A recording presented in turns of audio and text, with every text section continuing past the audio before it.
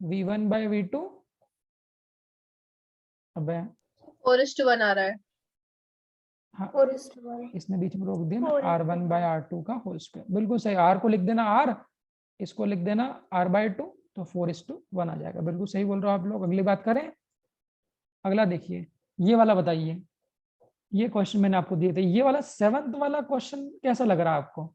इसका answer C और D, किसी एक बच्चे ने पूछा था 7th वाला। टर्मिनल वेलोसिटी का ग्राफ जानते हो कैसा होता है? बताया था ना मैंने।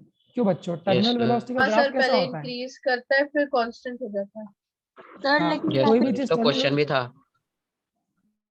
हाँ बोलो, कोई कुछ बोल रहा है। पहले इंक्रीज होती है, हाँ बोलो वालिका, कोई कुछ बोल रही है लड़की। सर इंक्रीज क्यों होगी सर? डिक्रीज ही होगी ना अगर जाएगी तो लिक्विड में। यहाँ पे दिया नहीं है हाँ, ना ये- कि वो वेलोसिटी के रिलेटेड है। हाँ हाँ, नहीं क्यों नहीं दिया है? उसने वहाँ बोला पे है ना, as the air bubble rises from the bottom, the rising speed of air bubble, तो ये स्पीड मतलब टर्मिनल वेलोसिटी की बात कर रहा है वो।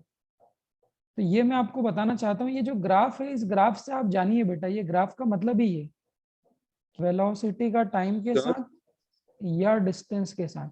इस ग्राफ को रीड कैसे करते हैं? देखो, अगर बच्चों ये ग्राफ ऊपर जा रहा है, ऊपर जा रहा है मतलब वेलोसिटी क्या हो रही है? इंक्रीज हो रही तो है। पहले बढ़ती है, बट जैसे जैसे आगे जाता है वो, एक बात गौर करना। हेलो, आवाज आ रही? Yes sir. इसमें एक क्वेश्चन और बनेगा, इसमें एक क्वेश्चन और बनेगा। हालांकि मैंने अभी काइनेमेटिक्स नहीं पढ़ाया, बट मुझे लगता है 9th क्लास में इतना तो आप लोग पढ़ के आए होंगे। एक्सेलरेशन का मतलब तो जानते होंगे सब लोग। एक्सेलरेशन क्या होता है? हाँ सर। सभी लोग जानते हैं। एक्सेलरेशन का मतलब होता है वेलोसिटी का बढ़ना। मानते हो? Yes sir. जानते हो सब लोग भाई? बाकी लोग भी बोले v एक्सेलरेशन माइनस का मतलब, बाकी बच्चे जानते हैं? हाँ, सिंपल भाषा में बोलूं, एक्सेलरेशन का मतलब वेलोसिटी का बढ़ना होता है ना। हाँ सर। हाँ सर। और रिटार्डेशन sir. मतलब, सर। रिटार्डेशन मतलब, सर वेलोसिटी उसका का घटना। घटना कम होना। डिक्रीजन तो ध्यान देना बच्चों, जब भी कोई बॉल टर्मिनल वेलोसिटी अचीव करती है ना, तो चाहे वो नीचे जाके टर्मिनल वेलोसिटी अचीव करे, चाहे वो ऊपर जाके अचीव करे, है ना, ग्राफ उसका यही रहता है। तो in the beginning velocity increases. अब ये ग्राफ ऐसा बेंड हो रहा है, ऐसा बेंड हो रहा है, तो पहले वेलोसिटी बढ़ती है, बढ़ते बढ़ते बढ़ते बढ़ते फिर कांस्टेंट होती है। अब आप बोलोगे बढ़ रही है तो कांस्टेंट कैसे हो जाएगी? तो इस ग्राफ का सिग्निफिकेंस क्या है? देखो, अच्छा क्वेश्चन बन रहा है। अगर ये ग्राफ ऐसा करके ऐसा जाता है, तो इसका मतलब क्या है? पहले बढ़ रही है, जैसे मान लो 10 है, तो 10 से बढ़ के 15 हो गई, फिर 15 से बढ़ के 18 हो गई, 18 से बढ़ के 19 हो गई। अब इसमें क्या कॉमन है? हर इंटरवल में बढ़ तो रही, बट क्या चेंज देख रहे हो आप लोग? क्यों डिफरेंस। बच्चों, गौर करना, बहुत बारीक बात बता रहा हूँ, नॉर्मली 11th क्लास में बताते डिफरेंस। नहीं है। हाँ समझे क्या? पहले वेलोसिटी 10 थी, तो 10 से कितनी बढ़ गई? 5 बढ़ गई, तब तो 15 हो गई। फिर 15 से 18 हो गई, तो बढ़ी तो अभी भी, बट आप कितनी बढ़ी? फिर 18 से 19 हो गई, तो अभी भी बढ़ी तो है, बट अब कितनी बढ़ी? एक ही। 1। उसके बाद जाके 19 हो गई, उसके बाद जाके 19 की 19 थी। इसका मतलब इसके बाद कौन सी वेलोसिटी अचीव कर ली? Constant velocity. Terminal velocity. तो ये जो ग्राफ है, ये बहुत गहरी बात है। आप लोग बुक्स में भी ढूंढिएगा, आपको ये लिखा नहीं मिलेगा। बात वो ये रहती है कि टर्मिनल वेलोसिटी का ग्राफ ऐसा रहता है कि पहले इनिशियली वेलोसिटी बढ़ती तो है, बट धीरे धीरे जो बढ़ोतरी है वो कम होती जाती है। कि पहले 5 से बढ़ी, तो फिर 3 से बढ़ी, फिर 1 से बढ़ी, और एक टाइम कैसा आ गया बच्चों कि बढ़ी ही नहीं, वो वेलोसिटी क्या हो गई? कांस्टेंट हो गई। तो यहाँ पर 3 क्वेश्चन बनते हैं। एक तो ग्राफ बनता है, एक जो मैंने आपको दिया था ये वाला। तो आंसर कौन सा होना चाहिए? डी क्यों नहीं होना चाहिए? डी क्यों नहीं होना चाहिए? क्योंकि क्यों बच्चों डी क्यों नहीं होना चाहिए? डी क्योंकि वो क्यों नहीं होना इंक्रीज चाहिए? थ्रू आउट कांस्टेंट नहीं रहती, पहले बढ़ती है बिगिनिंग में, फिर कांस्टेंट होती है। इसी में एक क्वेश्चन और बनता है, अभी मैंने दिया नहीं है, बट अगर बन जाए तो एक चीज और देखना, मोशन कैसा होता है उसका। तो वो बोलेंगे कोई भी बॉल जब लिक्विड में गिरती है तो उसका मोशन कैसा होता है, तो उसका मोशन कैसा रहता है,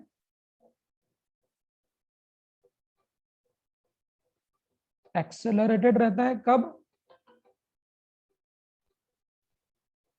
बिगिनिंग में। नहीं यार, हेलो, हाँ यस सर। हाँ बोलो। सर आज आप ग्रेविटेशन शुरू करने वाले हो ना? आप तो आए नहीं अभी तक। नहीं सर, मैं ज्वाइन हूँ, बट आप वो पिछला टॉपिक पढ़ा रहे हो। हाँ थोड़ा डिस्कशन तो कर बालक, हाँ ठीक है सर। है ना? हाँ बस कंफर्म। ठीक है बालक। हाँ भाई, सुन रहे हो बच्चों? तो एक क्वेश्चन नंबर 3 ये आ सकता है कि अगर वो मोशन कैसा होगा तो आप लोग क्या बोलोगे, बिगिनिंग में कैसा होगा, बिगिनिंग में कैसा होगा, एक्सेलरेटेड, उसके बाद मोशन कैसा हो जाएगा, कांस्टेंट। समझ में आई? और एक्सेलरेशन समय के साथ क्या, हेलो आवाज आई? एक्सेलरेशन समय के संग क्या होगा, समय के संग बढ़ोतरी क्या होगी, कम। तो इसको और क्या बोल सकते हैं, डिक्रीजिंग एक्सेलरेशन भी बोल सकते हैं। गौर करना भाई, तो ये बढ़िया क्वेश्चन है। क्वेश्चन तो ग्राफ आपको समझ में आई गया, बोलिए। एक तो ग्राफ आपको समझ में आई गया है कि पहले वेलोसिटी बढ़ती है फिर कांस्टेंट होती है, दूसरा वो क्वेश्चन हो गया। तीसरा ये पॉइंट भी कॉपी में लिख लेना कि बढ़ती तो है बट धीरे धीरे जो बढ़ रही है वो कम होते जाती है और कम होते होते एक टाइम पे कांस्टेंट हो जाती है।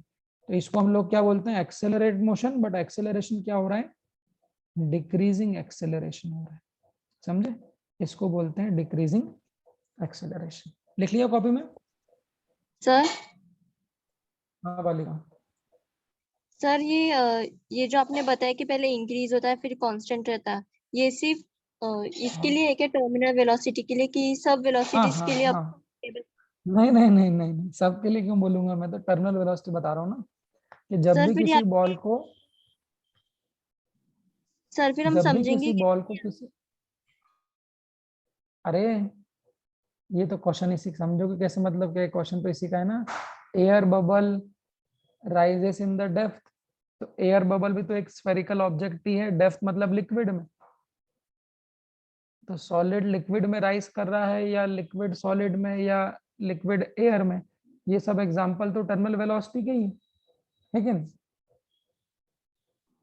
यस जब सर। कोई एयर बबल भी किसी लिक्विड में राइज करता है तो वो भी एक तरह से बॉल वाली एग्जांपल होगी बेटा, क्यों? तो वो भी टर्मिनल वेलोसिटी अचीव कर लेता है। समझे बालिका? Yes sir. है ना? तो इस बात को मेरी ध्यान रखिएगा। चलिए इसके बाद मुझे बताइए, 8th वाला आपको स्क्रीन पे दिख रहा होगा, ये तो मैंने बता दिया था कल। कोलैप्स होता है तो कितना बनता है, कोलैप्स होता है तो फॉर्मूला क्या बनता है, एन 10 to the एन के power 1/3 into v. Raised to 1/3। हाँ बट वो स्क्वायर के प्रोपोर्शनल होता है ना, आर स्क्वायर के प्रोपोर्शनल होता है। तो जो टर्मिनल वेलोसिटी वो कितनी बन जाती है, n⁻²/3 बन जाती है, बन जाती है। Yes, sir. Yes sir. हाँ, इसको भी आप लोग बनाइएगा सब लोग। इसके बाद 9th वाले का ग्राफ तो आपको बता ही दिया गया है, फिर आंसर थे। हाँ इसके बाद मैंने बोला था ये क्वेश्चंस को फिर से करके देखना, आप लोगों ने करे कि नहीं करे, ईमानदारी से बताना। ये मत Yes, सोचना sir. कि होगा है तो अब तो हो ही जाएंगे। एक बात हमेशा ध्यान रखना भाई, तुम लोग मुझसे क्वेश्चन का बोलोगे, क्वेश्चन तो मैं तो आपको बोलूंगा पहले जो क्वेश्चन मैं क्लास में करा रहा हूँ आप लोग उसी को कर लो, क्या समझे? क्योंकि ये क्वेश्चन तो मैंने करे हैं क्लास में, आप लोगों ने थोड़ी ना किए थे, आप लोगों ने तो सिर्फ समझे थे।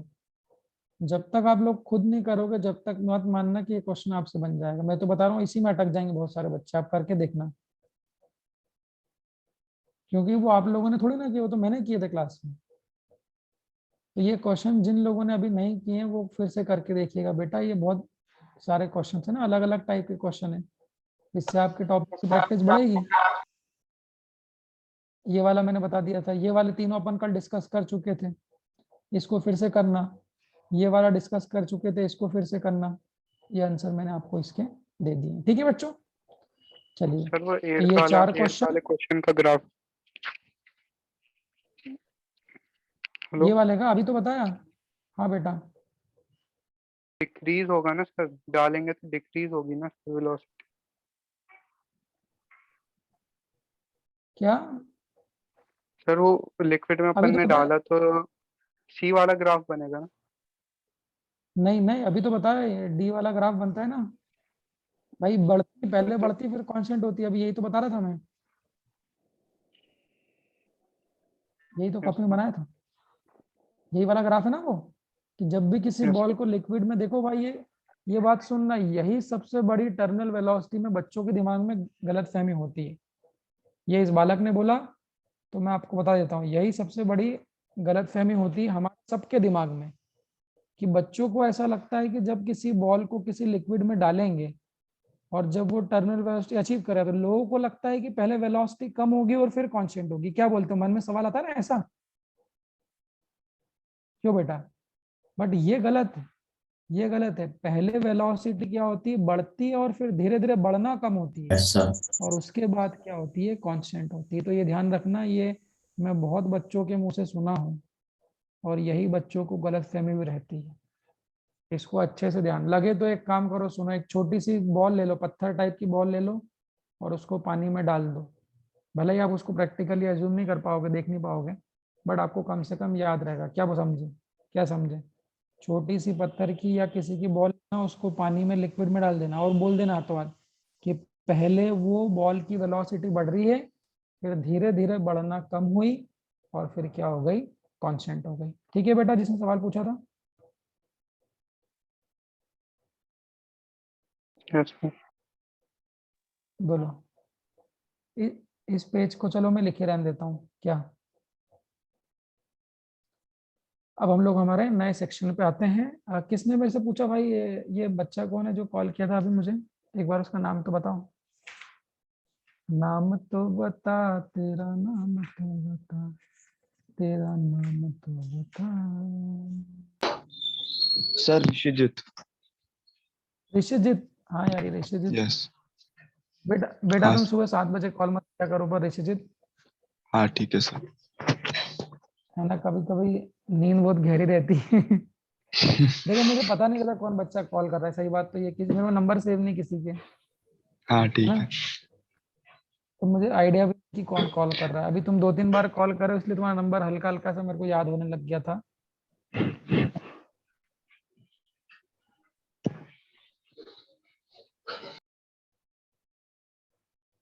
नहीं तो क्या रहता है कि बहुत दिन भर मैसेज और कॉल ही आते रहते हैं, हर थोड़ी थोड़ी देर में। सबका कॉल रिसीव करना पॉसिबल नहीं है यार। और एक अनाउंसमेंट और करना चाहता हूँ मैं आप लोगों को। क्या बच्चों, शाम को 7 से 9 के बीच में कृपया आप मुझे कोई भी कॉल ना करें। 7 से 9 के बीच में मैं बहुत विशेष कार्य करता हूँ, तो कृपया आप मुझे इस समय पे कॉल Yes, ना sir. करें। इसके अलावा भी चलेगा और इसके बाद भी चलेगा, है ना। शाम को 7 से 9।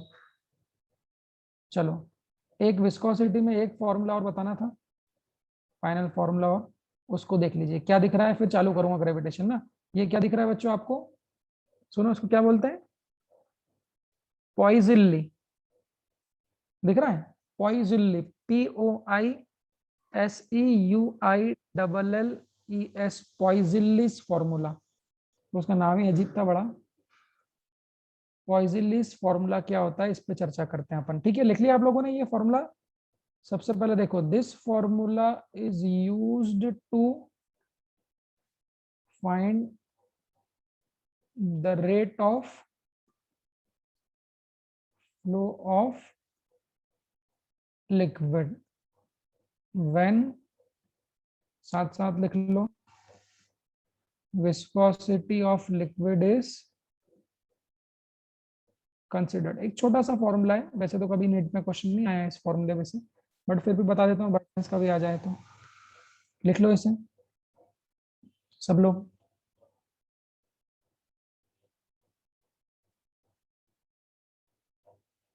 फिर मैं इसका और पिछले वाले का अंतर भी समझा दूंगा आपको ना।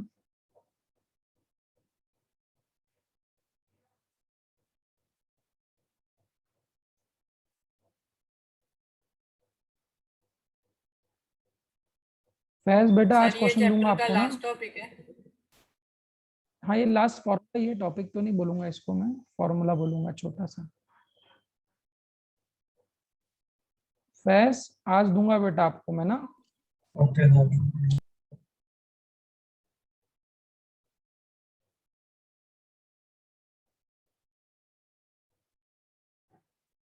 कल का होमवर्क कर लिया बेटा फैज आपने? हाँ सर, बिल्कुल दिया। का हाँ सर। चलो आप लोग सब लोग एक बार मेरे साथ में इसको लिख लो बेटा।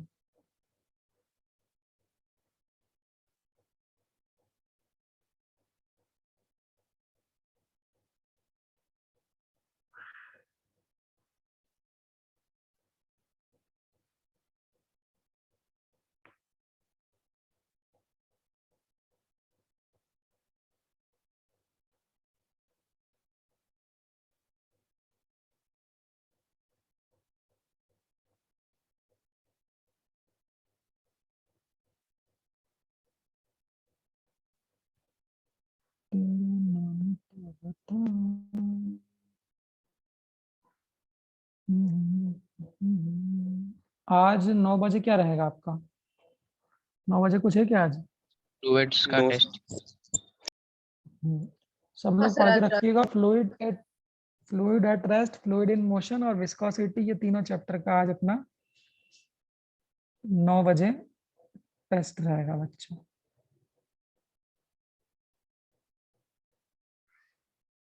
लिख लिया? चलो बस 2 मिनट समझा दो। ये ऋषिजित जो बच्चा है, तुम बेटा वेक्टर्स में आ रहे हो? अच्छा बाकी लोग जब तक एक फ्री हो, जो भी कर रहे हो एक काम करो, जब तक वेक्टर्स की कॉपी पढ़ लो बेटा। वेक्टर का शुरुआत में काम आएगा ना। जो लोग फ्री हो वेक्टर के रिजल्टेंट की कॉपी पढ़ लेना। क्या हाँ सर। वेक्टर के रिजल्टेंट की अपन कॉपी पढ़ लेंगे ताकि यूज करेंगे इसको अपन, ठीक है? चलो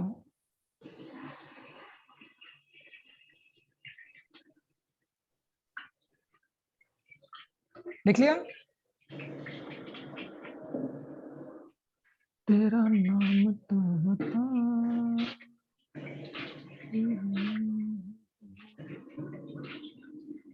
चलो भाई सुनना, क्या लिखा है आपके सामने, जरा बताओ क्या कहानी लिखी मैंने आपके सामने, किस टाइप की कहानी लिखी? अब मेरे को बच्चों आप लोग बताओ कि क्या rate of flow of liquid शब्द कभी सुना है आपने पहले? Yes sir. Yes sir. Last topic fluid in motion में सुनाया था मैंने, है ना? Last topic fluid in motion में सुनाया था बेटा। अध्यायनी फॉर्मूला बताओ, रेट ऑफ फ्लो का फॉर्मूला क्या बताया था पहले?